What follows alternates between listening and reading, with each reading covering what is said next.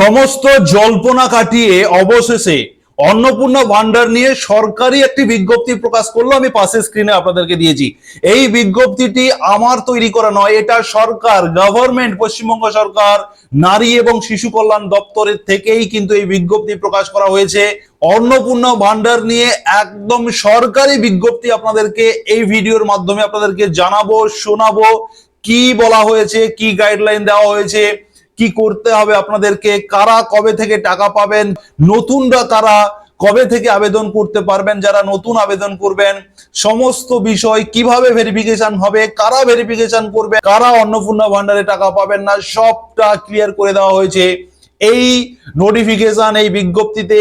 আমি আপনাদেরকে one by one এই বিজ্ঞপ্তির বাংলা করে আপনাদেরকে শোনাবো। ইংরেজিতে রয়েছে, আমি আপনাদেরকে বাংলা করে শোনাবো। দেখুন, একদম ওপরে রয়েছে government of West Bengal, department of women and child development and social welfare. অতএব পশ্চিমবঙ্গ সরকারের নারী ও শিশু কল্যাণ দপ্তরের পক্ষ থেকে এই নোটিফিকেশন প্রকাশিত হয়েছে। ডেটটা খেয়াল করুন, 19/5/2026, গতকালকেই এই নোটিশ প্রকাশিত হয়েছে। এবারে দেখুন, প্রথম প্যারাতে বলা হচ্ছে যে the governor is hereby placed to introduce a scheme Annapurna Yojana of the government of West Bengal to provide all women residing in the state with an assured monthly financial assistance of 3,000 per month for empowerment and social economic upliftment of women subject to the following condition.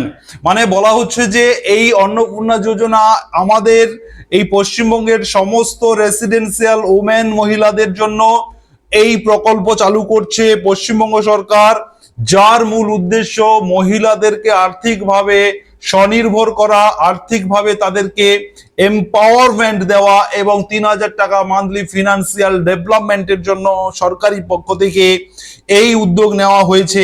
এবারে দেখুন, নিচের 1, 2, 3 নম্বর প্যারাতে যে condition গুলো দেওয়া হয়েছে, 3টে total condition দেওয়া হয়েছে, শর্ত দেওয়া হয়েছে এই প্রকল্পের টাকা পেতে গেলে। 1 নম্বরে বলা হচ্ছে আপনাকে অবশ্যই 25 থেকে 60 বছর হতে হবে আপনার বয়স, 25 থেকে 60 হতে হবে আপনার বয়স। 1 নম্বরে বলা হচ্ছে। 2 নম্বর পয়েন্টে বলা হচ্ছে যে এই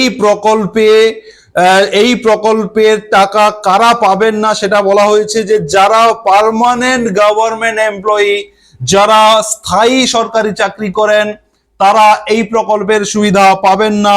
সেটা হতে পারে শিক্ষক শিক্ষিকা, স্কুল কলেজ, অফিসের, যে পঞ্চায়েত, বিডিও অফিস, যে কোনো সরকারি অফিসের যদি আপনি স্থায়ী অফিসার বা স্থায়ী চাকরি করে থাকেন, তাহলে আপনি এই প্রকল্পের সুবিধা পাবেন না। 2 নম্বরে পরিষ্কার বলা হয়েছে। এখানে আপনাদের অনেকের প্রশ্ন থাকতে পারে, তাহলে ধরুন একটা ফ্যামিলিতে একজন সরকারি স্থায়ী চাকরি করেন, পার্মানেন্ট চাকরি করেন, তাহলে সেই ফ্যামিলির বাকিরা যারা চাকরি করেন না, তারা কি এই প্রকল্পের সুবিধা পাবেন না?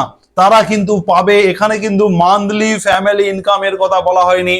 এখানে ইন্ডিভিজুয়ালি যে ব্যক্তি পার্মানেন্ট চাকরি করেন, স্থায়ী চাকরি করেন, তিনি আবেদন করতে পারবেন না বা তিনি এই প্রকল্পের সুবিধা পাবেন না, এটাই বলা হচ্ছে। ফ্যামিলির কেউ পাবে না একজন চাকরি করলে, এমনটা কিন্তু বলা হয়নি। অতএব মান্থলি ফ্যামিলি ইনকামের কথা কিন্তু বলা হয়নি। অতএব এই বিষয়টা আপনাদেরকে ক্লিয়ার করলাম। এবারে 3 নম্বরে বলা হচ্ছে যারা ইনকাম ট্যাক্স দেন বা ইনকাম ট্যাক্স ফাইল যদি আপনার দেখে থাকে, সেক্ষেত্রে কিন্তু আপনি এই প্রকল্পের সুবিধা পাবেন না। এবারে 2 নম্বর পয়েন্টে আমি অ্যারো দিয়ে দেখাচ্ছি। 2 নম্বর পয়েন্টে বলা হচ্ছে যে এই প্রকল্পের 3,000 টাকা মান্থলি বেনিফিট পেতে গেলে অবশ্যই আপনার ডিবিটি লিংক থাকতে হবে। অবশ্যই ডিবিটি লিংক থাকতে হবে। আপনাদেরকে আমি আগেই জানিয়েছি ডিবিটি লিংক বাধ্যতামূলক, অবশ্যই আপনার অ্যাকাউন্টে থাকতে হবে। যে কোনো অ্যাকাউন্টে থাকলেই হবে, সেই অ্যাকাউন্টে টাকা চলে যাবে। এমনটা নয় যে শুধু লক্ষ্মী ভান্ডারের অ্যাকাউন্টেই থাকতে হবে, এমনটা নয়। যে কোনো অ্যাকাউন্টে আপনার নামিত যে কোনো চালু থাকা, অ্যাক্টিভ থাকা অ্যাকাউন্টে ডিবিটি লিংক যদি অ্যাক্টিভ থাকে, সেই অ্যাকাউন্টে সরাসরি টাকা যাবে। এবারে বলা হচ্ছে 3 নম্বরে যে কারা এই প্রকল্পের সুবিধা পাবেন না, বলা হচ্ছে যে 3 নম্বরে বলা হচ্ছে যে এই প্রকল্পটাকে লক্ষ্মীর ভান্ডার থেকে এটাকে অন্নপূর্ণা ভান্ডারে শিফট করা হলো, মাইগ্রেট করা হলো, স্থানান্তরিত করা হলো।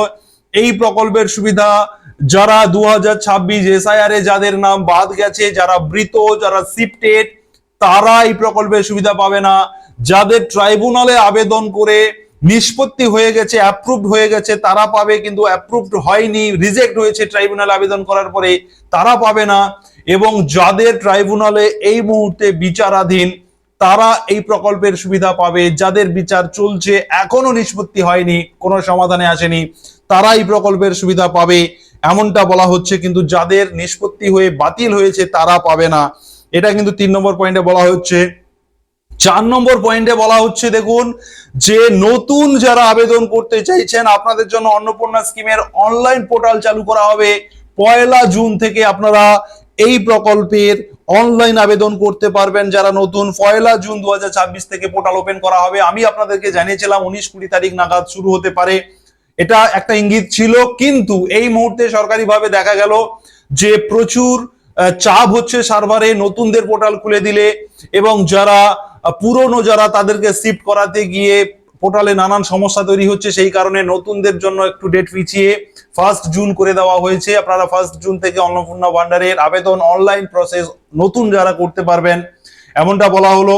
এবং ঠিক তারপরে 5 নম্বর পয়েন্টে বলা হচ্ছে, যারা আবেদন করবে নতুন করে তাদের স্কুটনি ভেরিফিকেশন করবেন। এরিয়া ওয়াইজ বিভিন্ন অফিস এই স্কুটনি করবে, যেমন রুরাল এরিয়াতে বিডিও অফিস, পঞ্চায়েত অফিস করবে।